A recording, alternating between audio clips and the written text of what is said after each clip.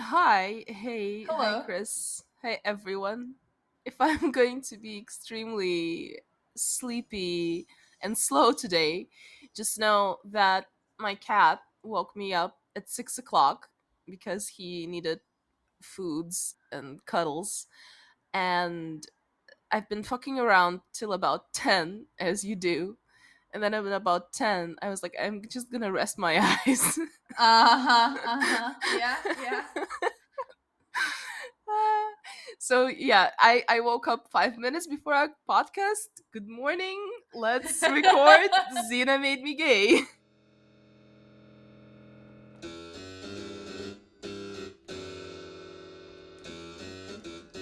In the times of brick phones, Tamagotchis, and curtain bangs, the 90s kids cried out for a badass. She was Xena, the warrior princess. The kicks, the moves, the nostalgia, the queerness. Xena made us gay. Cool. So do you want to Let's officially greet because we haven't said our names yet. Oh, yes, there's that. Hi, I'm Kris, Hey, I'm Alice. and you're listening to Xena Made Me Gay. So, what I wanted to discuss in relations to the episode that we're talking about today, I wanted to discuss mythological and historical characters that are very generously sprinkled in throughout Xena Warrior Princess. Obviously, small spoiler, but he appears in the very first scene. Sisyphus is going to be one of the main characters in this episode, Mhm. and I wonder which historical figures or mythological figures or characters stand out to you. Yeah, so I think I don't remember almost any of them from the first time that I was watching because I didn't know who any of those people were when I was six, Fair. you know? So my memories about all the historical characters, I mean, aside from Caesar, I Mm. guess Caesar was, But just because of me, because I nagged you yes. constantly about Caesar. It must be that. It must be that. That was impossible for me to avoid. As hard as I'm sure I've tried, knowing myself. So thinking back on when I first rewatched Xena when I was about 20, I definitely remember Odysseus because I thought it was cool that, I mean, spoiler alert, I suppose, Hmm. but it was cool how uh, Xena ends up being the true hero of that story and Yep. not Odysseus. Um, so that's gonna happen. I also remember Helen of Troy, Right, right. in part because she's yet another example of Xena's race blind casting. Hmm. As far as I remember, Helen of Troy is black, and also it's kind of nice to see her perspective a little bit in that Yeah. episode because she's like, this all sucks. Why why am I being put in this situation? Absolutely. I haven't thought of that, but that's such a good point. Like another thing in the discussion about male gaze and female gaze that we Right. had recently. Yeah, because every time when I remember the story, I always think to myself like, "Oh, that must be awful." And yeah, I really also liked how they looked at her character. Yeah, I also remember Hippocrates from one of the episodes, and it might even be that I remember him from my childhood. I Oh. actually was like half expecting him to appear this episode because there's a lot of, hospital related drama. Yeah, yeah, yeah. Yeah. And Hippocrates is the original ER star. For sure. I think he's going to appear season 1, so we'll Yeah, we'll get to yeah. him So soon. he's coming. And I think that's about it. Mm-hmm. I don't know whether I remember anyone else. Maybe Mm. as we keep watching, Mm-hmm. and people will keep popping up because that's very much what's going to happen. I will be like, oh yeah, this guy, or like, oh yeah, I remember her. But just thinking off the top of my head, that's about it. Cool, cool. What about you? Um, yeah, so I think apart from the ones that you already named, I'm gonna talk about Caesar because I'll save my gushing and fangirling for the episode where he appears. Oh, it's coming! It's coming! Yeah, Don't worry, our yeah. dear listeners. you you would wish that it wouldn't come. Like Oh yeah. I would be very fangirly just saying it now. But Mm. I really was happy to see Autolycus. And I remember my first feelings because I was watching Xena as a teen. So I already Mm. had those teenage interests. And I was so happy to see Autolycus because I remember I had a Greek ancient gods nerdy phase at some Yeah. point. I think that a lot of kids go through that where like I would Mm-hmm. make little family trees for Zeus and all his ladies. Oh wow, that must have been a lot of work. Yeah, it's a very weird family tree that grows sideways mostly. Yeah, so and I remembered all the gods, and I read about Autolycus being the son of Hermes, and Hermes was one of my favorite gods, and I like that both of them had those traits of being really cunning and solving things with their brains and not their muscles, and I thought that was so cool, and I even like had this character of Autolycus in my head. He was nothing like the character in Xena because I think in my head he was way younger because he's a son, so he in my head he was Oh. kind of like a young boy. But Uh-huh. I really was satisfied in how they looked at that character, and like yeah, he's also I think coming in season 1, and he's to this day one of my favorite Xena Warrior Princess characters. Absolutely. Autolycus is great, and we will file him under the hashtag men we don't hate. Straight men we don't hate. Straight men we don't hate, as inspired by every outfit on Sex and the City. Sex Yes. on the City. What? Sex in the Sex. City. Sex and the City. Oh my god. Kill me now. Sex on top of the city. Sex below the city. Okay, yeah, so and I think that Autolycus is the standout. I also really enjoyed Homer appearing, and I think that also is coming in the first season. So Yeah, I remember that he's there, but I remember nothing about him. oh, cool! You'll watch it as if for the first time. Yeah, but actually, probably for like at least the third. Yeah, well, that's what happens. Yeah. So shall we get on to the episode and see what Sisyphus is up to then? Yes, yes. So, we are talking about episode 9, Death in Chains, which sounds like a 90s grunge band name. Something that you can work out to, definitely. Yeah, yeah. I mean, I didn't look it up, but I would be surprised if that isn't an actual band Of course it somewhere in is. the world. Yeah. So, it sounds a bit It sounds like it's a metaphor, but it's not, right? exactly, exactly. It sounds like this is a symbol of something, but actually this is quite literally the description of what happens in the episode. Yep, yep. So so we open by finding out that we're back, or I guess forward in the medieval times. We're back to the future in the medieval times ish, based on the decor.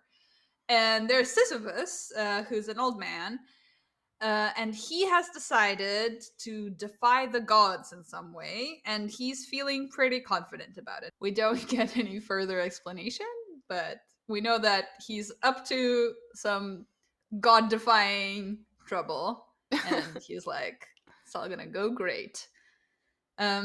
Meanwhile, some lady clad in all white and holding a candle is floating through the air towards the castle gates.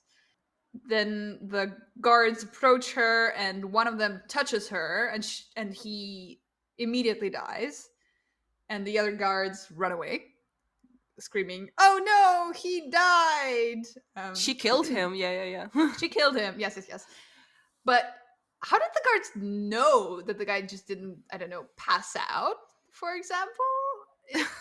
It wasn't immediately clear to me that he died. I don't know. I guess they're doing a bit of exposition for us, you know? That would be funny if it would be like, oh no, she killed him, and like, no, no, it's just his allergies. Well, yeah. But yeah, true. It's a bit of a expositional dying there. But on the on the other hand, they live in the times of ancient gods, warlords, and kings. So that sort of thing just happens. The two things that I noticed about the scene is first, I really love how they created the floating through the air effect for the deaf lady. I assume that she's moving on rails, like in a similar way as the camera moves on rails often, Yeah, like a dolly. something like that. But that's very effective. It's a very simple trick, but it's very effective because there's nothing about her appearance that seems otherworldly, but because she moves like that, we kind of assume that she's a goddess or like some mysterious creature. So I thought that that was nicely done. Yeah. And I also kind of laughed at the classist view of death because she clearly came for Sisyphus, but she's willing to unalive some of his guards. Of course, like they touched her themselves, but she could have just, I don't know, disappeared and appeared near Sisyphus. We know that she does that. And usually when death comes for you, it's not like she's killing half of your neighborhood in the process. So I don't know. It was very ancient Egyptian of like, oh, Sisyphus is dying and half of his castle is dying with him.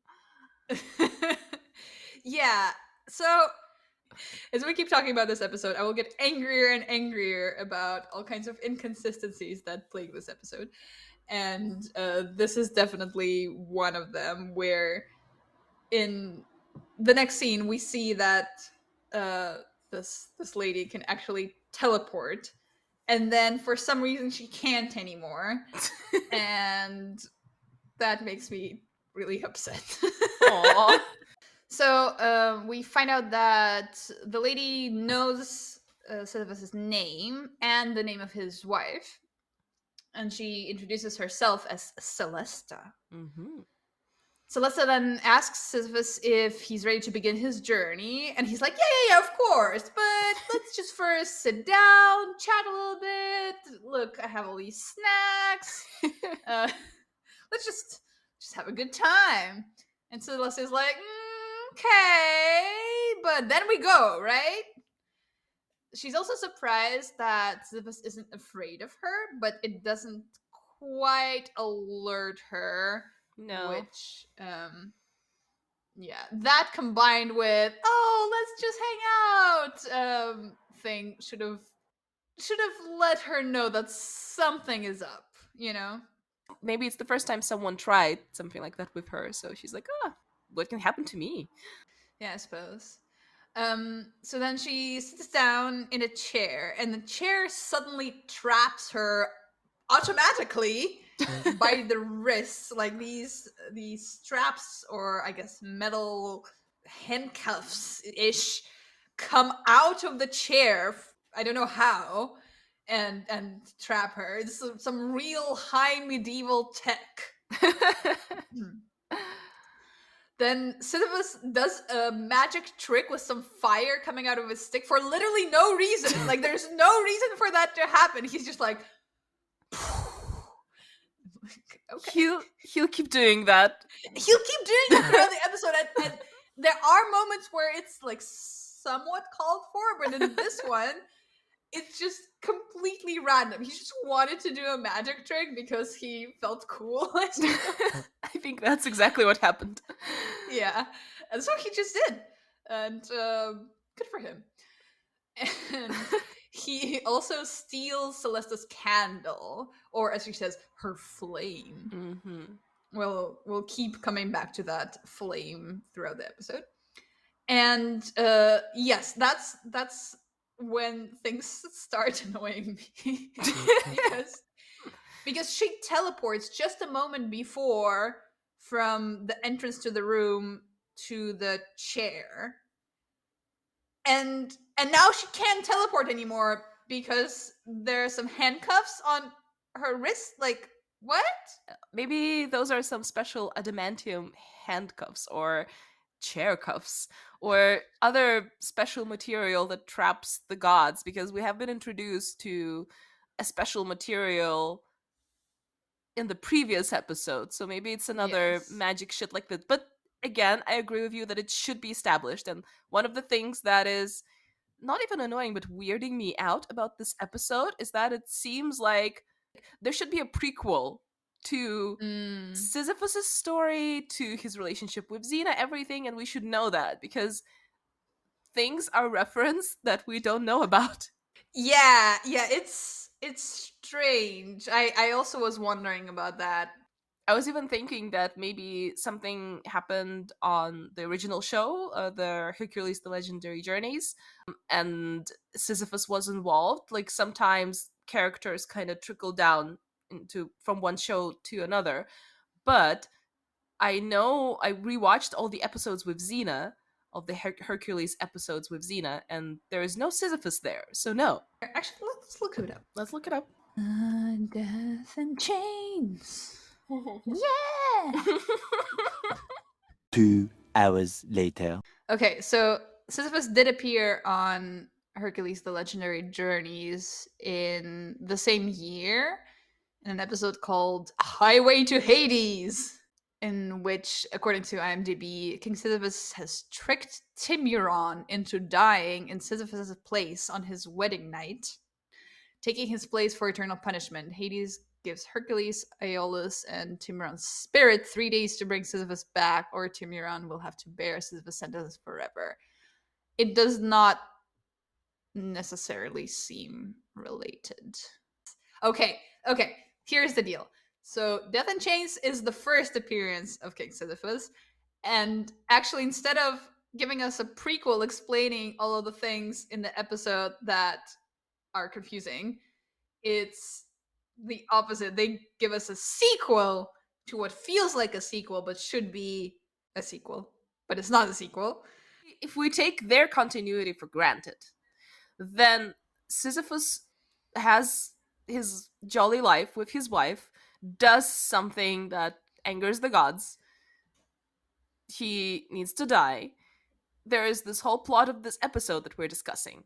And then he wants to marry that same lady again when he came back from the dead. And then tricks the death one more time. Welcome to Twilight Zone. I think it doesn't make sense and we can't contort it into making sense. Let's just accept it and move on. So we then cut to Xena and Gabrielle finally as they're walking past a kissing couple, and Gabrielle thinks out loud about whether she's jealous or not. Gabby is like looking at the girl who's being kissed and asks, "What does she have that I don't have?" And she shoots a glance at Xena, but Xena doesn't get the hint yet. Aww. Yeah, I think maybe Gabrielle herself doesn't fully understand why she looks at Xena when she says that. For sure. But there's something there. There is something there. Also, is that a new outfit for Gabrielle? I think this is the first time we're seeing it.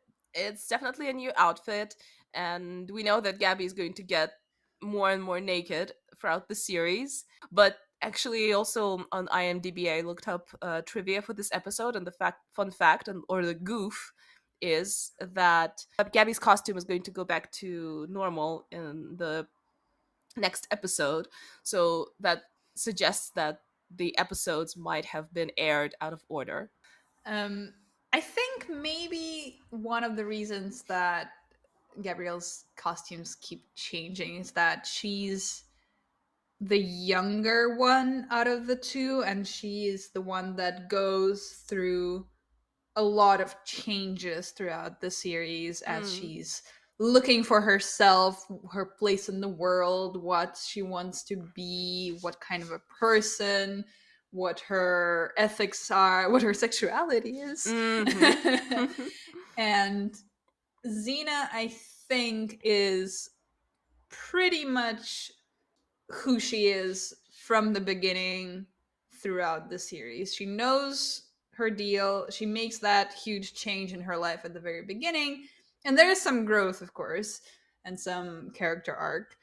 But generally, she's fairly set on who she is as a person. Yeah, for sure. And whenever we see costume changes in Xena, it's usually in the flashbacks.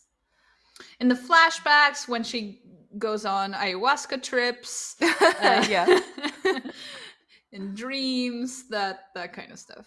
So Gabrielle and Xena pass some apple trees, and Gabrielle reaches for an apple, but someone shoots an arrow right through it. Very dramatic. But also, I really enjoyed how the apples were so obviously glued to those trees. They're like perfect supermarket waxed apples attached to a tree that does not resemble an apple tree for me. And so it's yet another baddie. And this one knows Xena or recognizes her. Maybe he's seen her at the villain conventions that she used to frequent.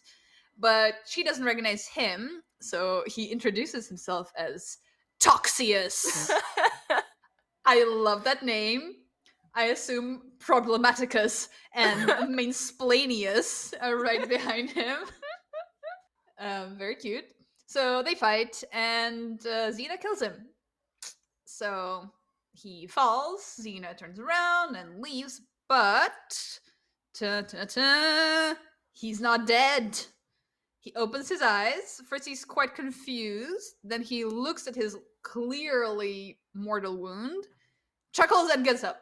Yay! Finally, two of my greatest loves come together, Xena and zombies. So yes, it's the zombie episode, which means that we're going directly from an "oh no, people die too easily" episode to an "oh no, people don't die when they're supposed to" episode. And again, fire is involved. I wonder whether that was intentional, given that it seems like they originally wanted to put this episode in a different place. It wasn't intentional at first, and maybe then they noticed the parallel and put them together. I don't know. That's very weird, because if I noticed that in my series there are two episodes that are very similar, I would want to put them as far apart as possible, not jam them together. So we then see Xena and Gabrielle walking when suddenly the ground shakes and a spooky chariot appears with someone wearing a mask riding it. The guy takes off the mask, and we see that it's some douchey looking man. Xena immediately recognizes him as Hades. He says he's a fan and asks her for help because his sister has been captured, and if she's not released before her eternal flame burns out, so I guess not that eternal, there will be eternal suffering for mankind. I didn't want to interrupt you when you were explaining basically the plot of the whole episode, but no, I love this guy. I even mentioned before, like, Hades has very emotive eyes, and that's him. I don't think that he's douchey. Is he douchey? He looks like a bit of a prick. I mean, yeah, he's a god. They all are, in a way, but he's like a likable prick. I so can tell that you watched this series as a teenager right now. That is true. Like I had crushes almost every episode. That is sad. Like the tiny hetero part of my heart is shattering right now. Good. But what I wanted to say is that I really dig the dialogue there. When Xena asks Hades what he want, pointing a sword at him, he's like, "Relax, I'm a big fan. Though for a while you were working us pretty hard down there." And I can hear Disney's Hades saying those things. Kind of has a similar vibe, right? Yeah, totally. Disney's Hades was later than Xena, though, right? Yes. So I'm that pretty can sure. that can go into your thesis of Xena influencing the great works of art. Yeah. Anyway, so Xena and Gabrielle keep walking and they see a field of wounded people. I don't know, like 50 of them maybe. All of them are in pain, they're moaning, and we have no idea who they are. They just appear kind of out of nowhere. And Xena, who, for all we know from the previous episodes, is basically the best medic in the universe, runs up to one of the guys and gives him something for the pain. I don't know, ibuprofen? Yes. She just has like pills with her that are like, she just carries painkillers in her little pouch. Cool? Sure, convenient. Yeah, great.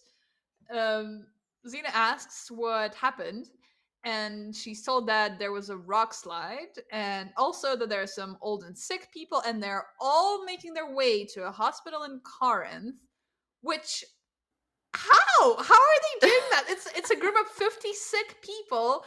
Many of them have like smashed limbs. How are they making their way to a hospital in a different fucking city? It's a hospital crawl, you know. Like, let's go. So we see Gabrielle trying to tend to a wounded guy by aggressively rubbing his cheek with a cloth. I don't know how that's supposed to help, but she's doing it with lots of enthusiasm. She's like, "We have to stop the bleeding," and that keeps rubbing his cheek. And I'm like, I'm sure if he has a mortal wound, it's not on his cheek. Yeah, and so understandably, the guy is really grumpy and he's like, "Get away from me, woman. What are you doing?"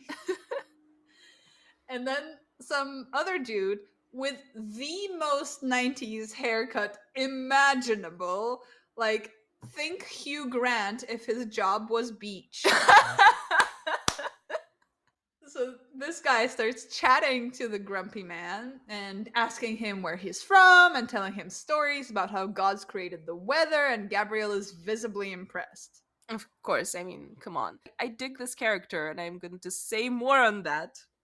Oh dear. I extremely hated him, so. Why? But he didn't. He was not that annoying. Like, apart from the fact that he was just another loved interest of Gabrielle shoved into the series, what did he do?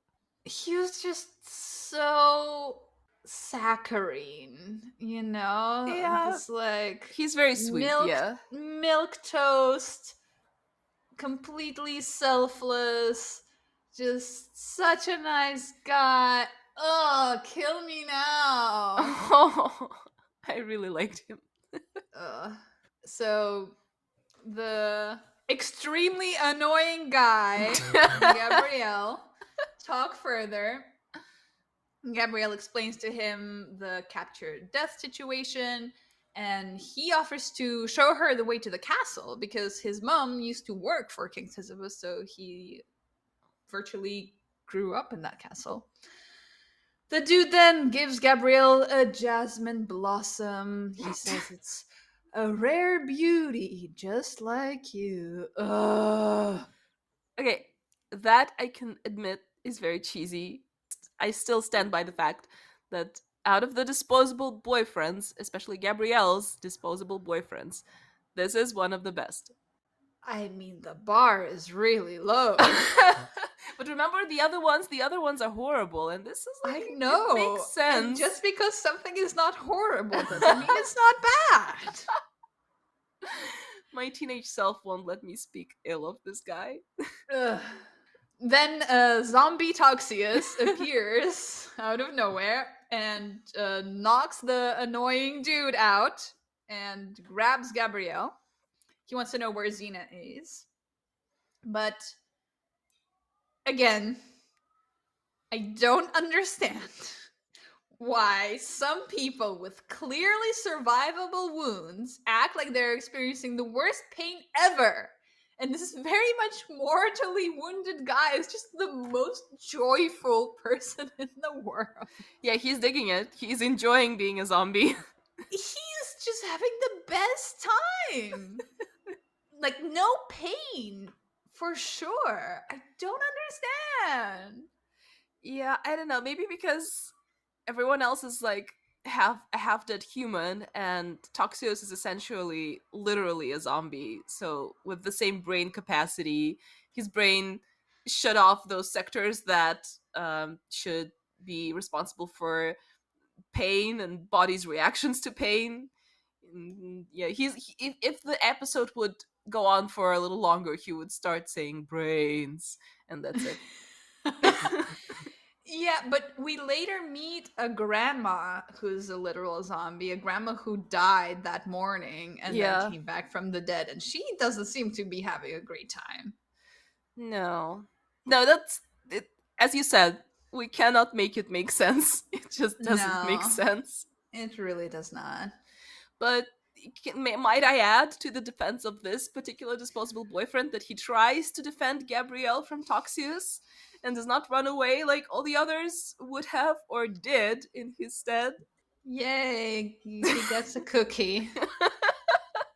Then Xena appears and fights Toxius again. And the dude thinks he's a god because he can't die. And honestly, like, given how differently he behaves from everyone else, he might as well be. Like, he's not experiencing this no death situation in any way like all the others. Mm-hmm. And Xena wins the fight by. So she throws her chakram at a large tree branch. At which point, the chakram becomes essentially a saw, spinning incredibly fast in one place to cut the branch off, and the branch falls onto Toxius. This is what happens. Sure, why not? Well, that confirms the theory that Chakram is being more of a magical creature than a weapon.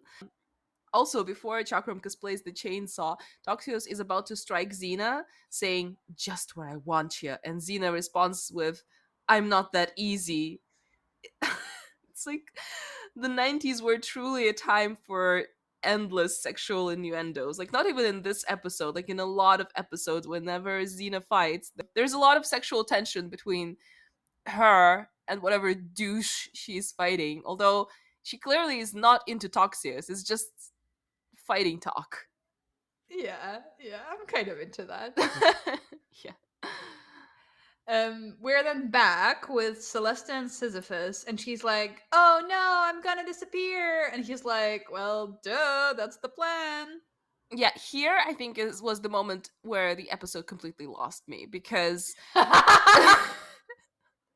like Sisyphus asks like why it's not my time or something, and Celesta says, "Oh, it's not my fault you angered Zeus." And Sisyphus says, "I don't care for Zeus's petty jealousy." Why jealousy? My people needed water, he says. Like, so there's clearly some developed plot that we're not told about. We then see Toxius come back to his crew, asking them to gather an army to fight Xena because there's no death anymore, and she's about to ruin that. People are understandably skeptical, and then he kills all of them and they don't die. But again, not only do they not die, they don't suffer at all. What's this deal? If no death means eternal suffering, why are people not suffering? I don't know, maybe that's one of the perks of coming to the baddie conventions, zombie policy in case death gets captured.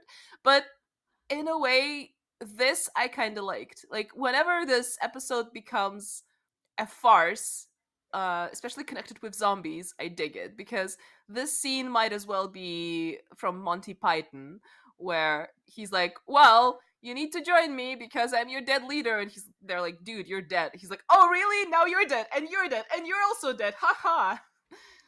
So, meanwhile, Gabrielle is annoying Xena by trying to make her say that this new random dude she's met is literally perfect. Kinda like I'm annoying you right now. That's exactly what's happening.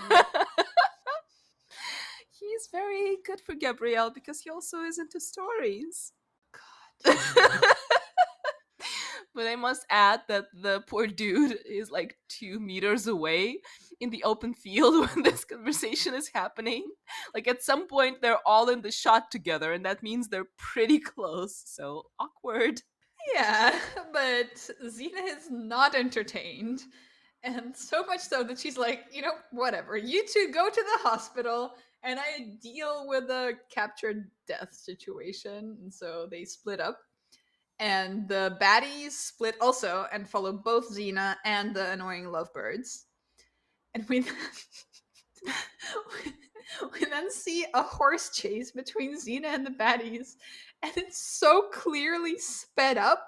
Yeah. It's hilarious. It's very funny. Like when I was watching it in my head, I had like da da da da da da da da. You know, like in those comedies.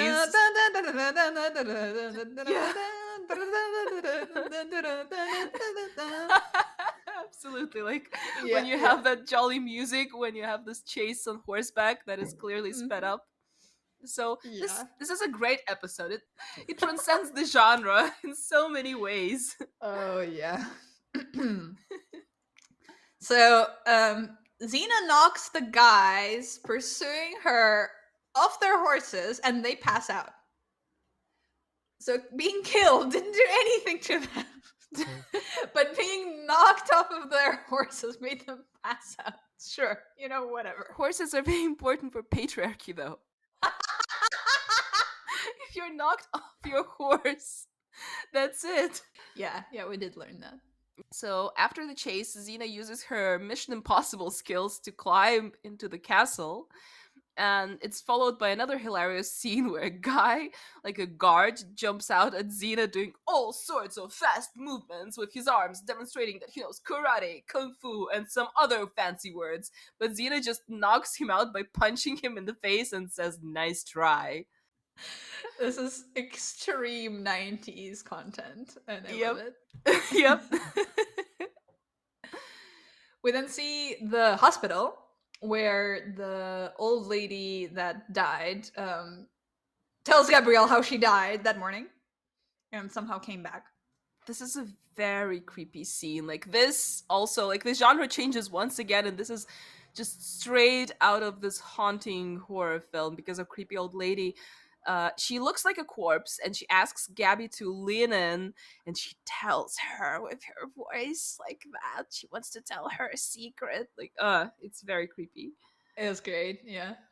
And the old lady tells Gabrielle that it's all nice and good, that Xena is going to rescue Death, but if they touch each other, Xena will die.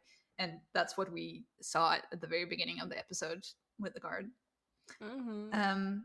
We also noticed that something is up with the annoying dude, which is what I will keep referring to him as. And I guess because he's not evil, he can still experience pain. Yes, and he's being very heroic about it. Oh god. Oh yes, you're into that shit. I forgot. No. Oh, so bad. You cannot help it.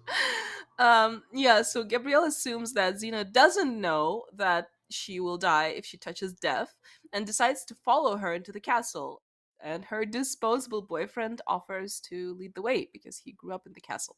So Xena gets into the castle and encounters Sisyphus, who keeps doing weird magic tricks like appearing out of smoke and disappearing into smoke. So Sisyphus tries to convince Xena to let Death disappear forever. And she's like, nah, I don't think so. And then a trapdoor opens under Xena and she falls for a really long time. And she still doesn't reach the ground. Instead, she grabs onto a bone of a skeleton that hangs in the pit. I think the bones are attached one to another the same way that the apples were attached to the tree. Yep, they're Earlier glued. in the episode. I think they're glued. So it holds for a little bit, but finally the bone breaks off and Xena falls onto the ground and seems like she also passes out. Mm-hmm. And Gabrielle and the annoying guy also arrive to the castle, and the guy leads Gabrielle in through a secret tunnel he found as a kid. Yeah, cover your ears. I'm going to talk to our listeners. When they enter the castle, Gabby urges the guy to go back, but he says that he never met a girl who knows every line of Sophocles by heart, and that's why he won't let anything happen to her. And that's why I think that he's the best, because they like the same stuff. Okay, you can uncover your ears now. Sure.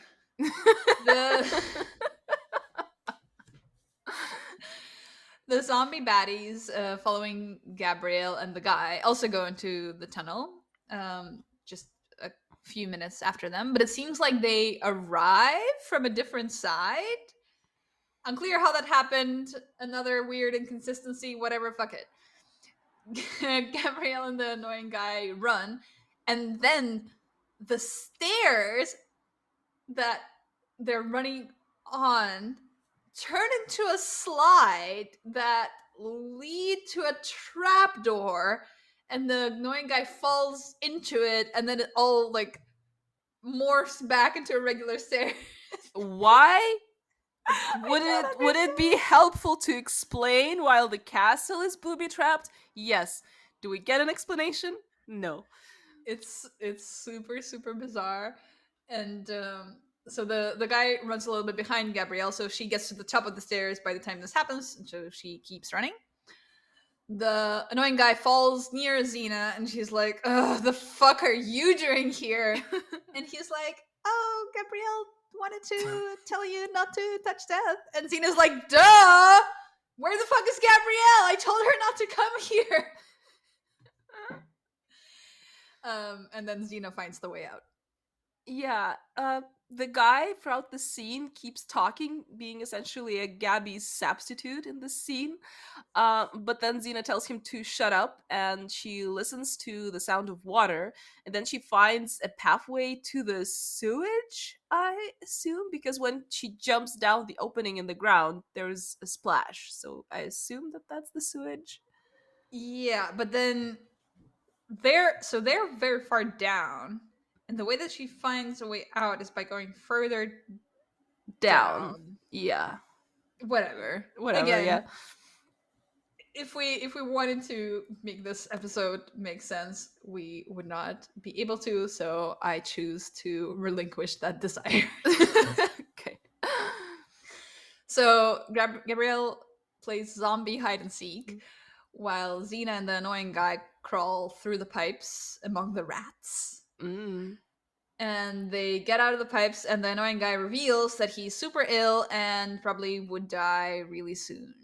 Yeah, Xena then says this makes my job much tougher, knowing that she has to free Death, but the guy assures Xena that what she's doing is right because there are so many people that need Death, and then Xena answers, I can see why Gabrielle thinks that you're special. And when I watched it when I was a teen, it melted my little heart. I'm like, Xena is acknowledging that he's special. Yes. You're done? I'm done. I'm very sorry that there's no video accompanying our podcast. Like, your face is priceless right now. It's not often we disagree about the characters so much. That's true. But hey, Caesar is coming up, so don't you dare bash Caesar. All right, so Sisyphus's wife offers to help Xena. She gets her and the annoying guy to Sisyphus, and they talk. And Sisyphus is like, "Oh my god, now I understand everything. How could I be so stupid? Now everything is clear and I'm a good guy again." Well, a little elaboration of the scene. Like, essentially, they talk, and Gabby's disposable boyfriend tells Sisyphus that he grew up in the castle and he's fond of him, and he's trying to say that, well, I should have died a while ago, and living is painful for me, and I'm not a zombie, so therefore I need death as pain relief, and it works. Yep. And they're about to unlock Death's chains when Gabrielle runs in with Toxius right behind her. He grabs her and threatens to kill her if they let Death go, so making Gabrielle the first victim of Death coming back. And Xena fights the zombie baddies, and eventually she throws her chakram to disarm Toxius and at the same time free Celesta. Her candle immediately goes back to its original size, and the zombie baddies die as she touches them one by one. Yeah, I just wanted to note before we're done with Celesta that I really dig the casting for her. She really has that otherworldly quality about her, and she's pretty more in a timeless way than in a 90s way. Like, remembering Aphrodite, it could have been way worse. Yeah, I mean, she still looks pretty 90s to me. I don't As know. almost everything does in Cena. But she's alright. I didn't think this is the episode of us having different opinions. Yeah. I did not enjoy her necessarily. Okay. So Sisyphus tells Celesta that he's ready to go too, but she's like, dude, I don't have time for you now. Someone else needs me. And then the annoying guy steps out. And Gabrielle is confused and tries to stop it all, but the guy tells her that this is what he wants. And he apologizes for not having told her. She weeps as if he's her husband of 20 years. And then Celesta takes him into the bright white light, which is, I don't, like, is this heaven? Does she take his body too? Because all the other people just, died Drop dead. more or less regular. Yes, they drop dead. And this guy, he just walks away with her. This episode is so inconsistent. Jesus fuck. And yeah, Gabrielle weeps on Xena's chest as we fade out. Do you smell that? That is the smell of Christianity entering ancient Greece one more time. Because this, like, shot of a dying person that we care about, like, because we don't care about zombie baddies, a dying person that we care about walking into this bright light. Like, into the gates of heaven. yep, clearly. Yeah, sure. On the other hand, I'll try to say it without annoying you too much, but I really do dig the story of this disposable boyfriend, because when I was first watching it and I realized that, oh, he actually is one of those who should have been dead, although he's on Xena's and Gabrielle's side and helping them the whole time. That's kind of like an interesting reveal, and there are a lot of creepy fairy tales, especially in Eastern cultures, about dead bride or dead groom. So I really liked that part of the story, although the part with Sisyphus was inconsistent as fuck. Cool. You have no comment? I have nothing to say. Okay, maybe you'll have something to say to this. From this episode onward, I think they're going to add something in the credits that is funny, and of course we're going to read it to you. This episode's credits read, "No jumbo-sized cocktail rats were harmed during the production of this motion picture." And my question is, what are cocktail rats? Cocktail rats. That's so cute. I'm gonna Google cocktail rats now. Let's do it. because Let's do it, because I Cocktail don't completely rats. understand. I assume that they added this bit because there were actually live rats in the episode. They were not dollies, so they wanted to make sure to Yeah. say that, like, no animals were harmed, because I think the baddie steps on a rat at some point and they're like, no, the rat is fine. but why jumbo-sized cocktail rats? Cocktail rats. I don't know, and it doesn't seem like that's a thing. There is a cocktail called Matt the Rat, but that's kind of it. No, cocktail rats are not a thing. Okay, then just let's just go with it as everything else in this episode. And I'm afraid to ask this, but how many chakrams do you give this episode? Girl, 2 out of 10. This was not a good episode. I did not enjoy it. It was inconsistent as fuck. There's this annoying fucking boyfriend. Hades has a douchey face. No. And you just solidified it all for me by being such a fan of all this bullshit. Okay. So my answer to this is I would give this episode a 7. I know that it's Holy shit, no you won't.